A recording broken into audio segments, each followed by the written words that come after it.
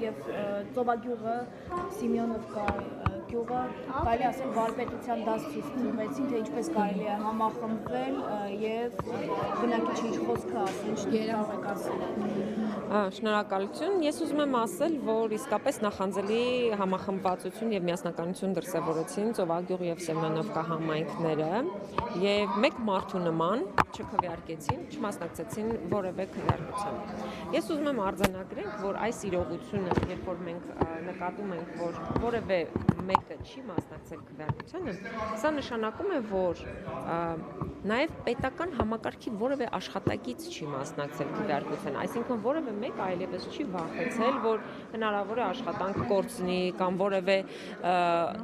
ճնշման միջոց իր նկատմամբ կիրառվի, իրենք չեն մասնակցել նաև այն հանձնաժողովի անդամները, ովքեր որ կազմակերպել են ընտրություն, այսինքն տեղամասերը կան, հանձնաժողովները կան, բայց որևէ մեկը չի մասնակցել քվեարկության։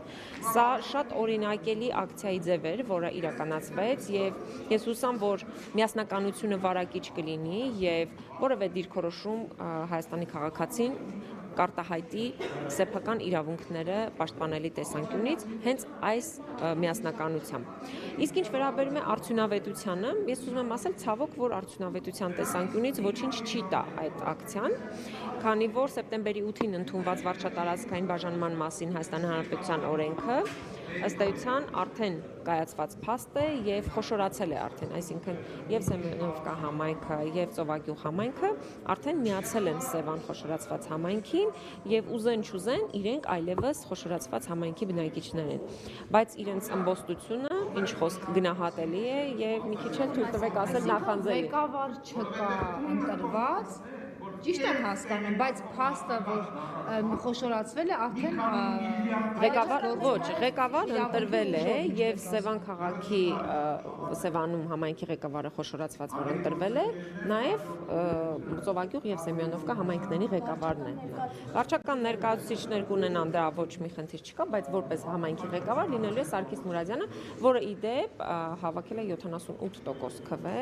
եւ իշխանությունը այդտեղ էլ ձայն չի։ Համասյան զինծառայողներին վերաբերող օրինակից եք բերել, որը ըստեյության մերժվում է իշխանության կողմից եւ հայտնի է, որ դիրքերում ընդհանուր առմամբ մեր զինվորները դեռ շարունակում են ծակված վրաներում մնալ, որոշ չունեն, այսինքն այդ պայմանները բարելավված չեն։ Որքանով է այդ խնդիրը լուծվել, ինչ տեղեկություններ ունեք։ Ես ուզում եմ արձանագրել, որ Հայաստանի Հանրապետությունում զինծառայողները,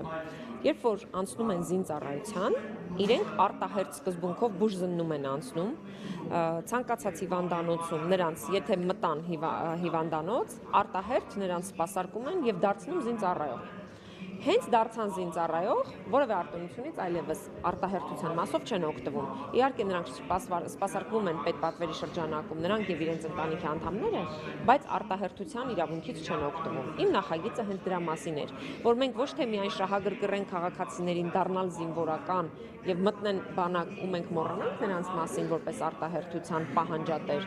այլ մենք շարունակենք արտահերթության սկզբունքը տարածել նաեւ զինծառայողների վրա, մարդիկ ովքեր 14 օր ձեր նշած անմարդկային պայմաններում չկահավորված առաջնագծում իրականացնում են իրենց ծառայությունը, ապահովում են մեր բոլորի անվտանգությունը եւ երբ որ 14 օրից հետո իջնում են եւ ունեն 14 օր ժամանակ իրենց առողջությունը ապահովելու համար,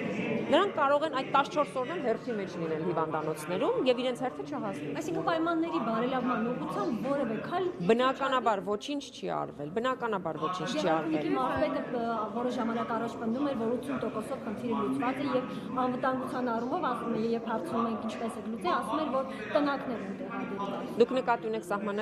առաջնագիծը։ Ես առաջնագծի կահավորման մասով շարունակում եմ ահազանգեր ստանալ հենց առաջնագծի զինվորականներից, ովքեր որ ցրտին սառնամանիքին իրականացնում են իրենց ծառայությունը եւ ասել, որ առաջնագիծը կահավորված է, դա նշանակում է ծաղրել զինծառայողներին։ Թովմասյան, ձեր ներկայացրած նախագիծը Արսեն Թորոսյանը կտրուկ արտահայտվեց, պոպուլիստական համարեց եւ նշեց, որ դա օրենքում արդեն ամրագրված է եւ կարիք չկա կրկին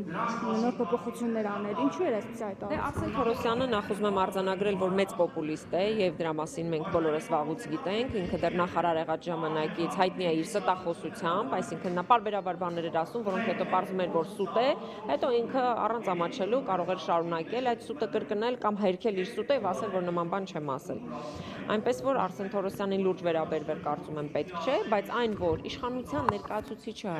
հարկ է համարում պնդել, որ 2019 թվականից այդ հարցը լուծված է, ես պաշտոնապես հայտարարում եմ, իշխանությունը ստում է, որովհետև ես եղել եմ ինչպես զին հոսպիտալներում, այնպես էլ քաղաքացիական հիվանդանոցներում եւ այդ ակնհայտ է, որ մենք ունենք արտահերթ բուժծառայություն իրականացնելու խնդիր զինծառայողների համար, որովհետև մարդը գալիս է 14 օր, ասում եմ, իջնում է առաջնագծից, գնում է իր զին հոսպիտալում բուժում է ստանում եւ նրան անհրաժեշտություն է առաջանում, օրինակ, MRT հետազոտության ենթարկել։ MRT հետազոտության ենթարկելու համար նա գնում է, հերթագրվում է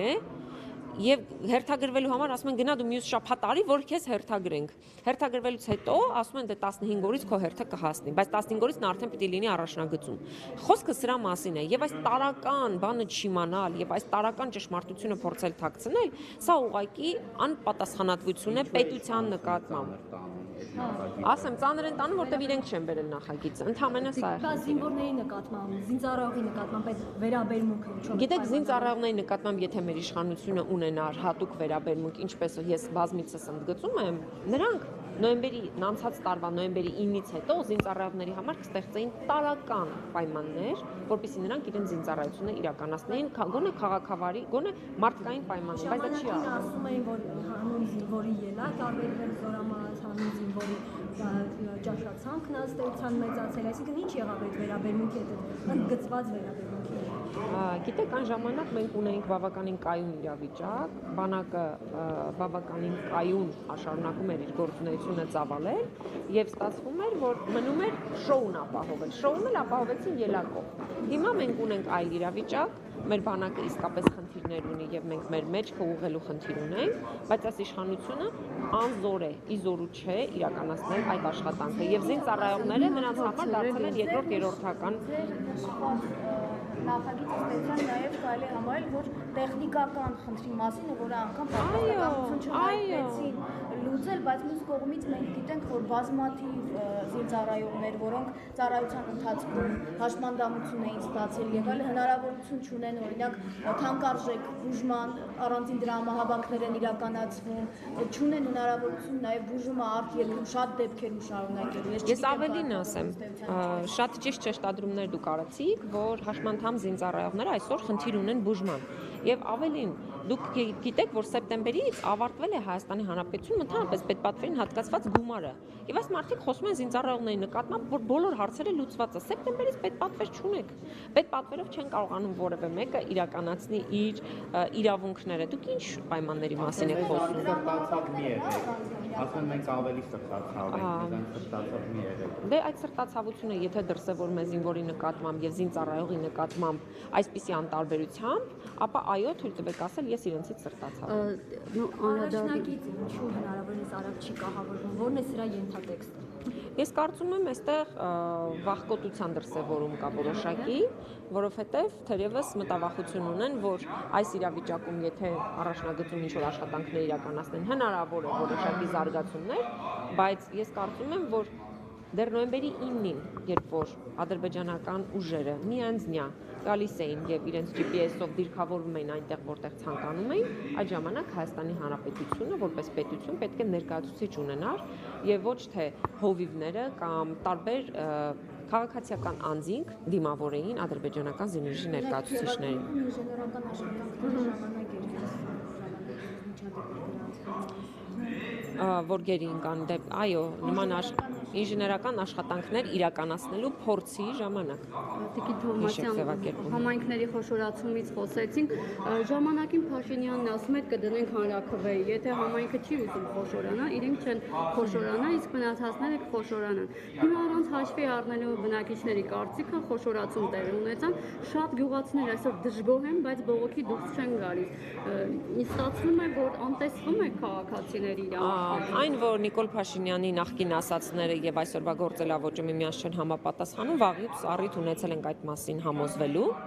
բայց ինչ վերաբերում է խոշորացման նկատմամբ, խոշորացմանը դեմ լինելու իրանց վերաբերմունքը արտահայտելու քաղաքացիների կամքին, ես ուզում եմ ասել, որ առայժմ մենք ունենք երկու համայնք, ովքեր որ իսկապես ցուցաբերեցին միասնականություն եւ վճռականություն այդ թեմայով։ Մնացած համայնքները միայն, այսպես ասեմ, երևի մի քիչ էլ ուշացած հայտարարություններ են արել, որ իրենք դեմ են ու դրանով ամեն ինչ ավարտվել է։ Այ ինչպես հայտնի խոսք կա, ասում են գյուղ կանգնի գերան կկոտրի։ Այդ երբ միասնականություն դրսևորեցին, պայքարեցին խոշորացման դեմ, այդ երբ պայքարեցին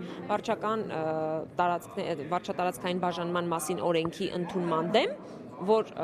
արդյունքի չհասան։ Ուղղակի մարդիկ երևի հոգնել են պայքարելուց, իսկ Նիկոլ Փաշինյանը վաղուց մոռացել է իր թեզը, երբ որ ասում էր քաղաքացուն, որ մենք ենք տերը մեր երկրի, վաղուց այլևս քաղաքացին չի տերը մեր երկրի։ Շատ տեղերում համայնքներում իշխանության տեխնացուին չընտրելը պայմանավորում են հենց այդ համայնքների խոշորացմամբ։ Դուք կարծում եք նաև դա է պատճառը։ Չեմ կարծում, ես կարծում եմ, որ կոնկրետ տեխնացուների խնդիրներ կան, որովհետև իշխանությունը երբեմն առաջադրում է տեխնացուներ, որ ծաղր է ուղղակի առաջացնում այն տեխնացուի գոյությունը։ Մարդկա նույնիսկ իր սեռը չգիտի, արու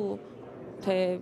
մի խոսքով կհիշեք էլի արու արական կամ իգական մի խոսքով այդ հայտնի պատմությունը, եթե մարդիկ այդպիսի տեխնացուներ են առաջադրում, քաղաքացիներն էլ որոշ դեպքերում բարեբախտաբար adekvat են արձագանքում եւ չեն ընտրում իշխանության տեխնացուներին, մինչդեռ լավ կլիներ, որ դա կրեր համատարած բնույթ։ Բայց այն Հրաժարություն ունեմ։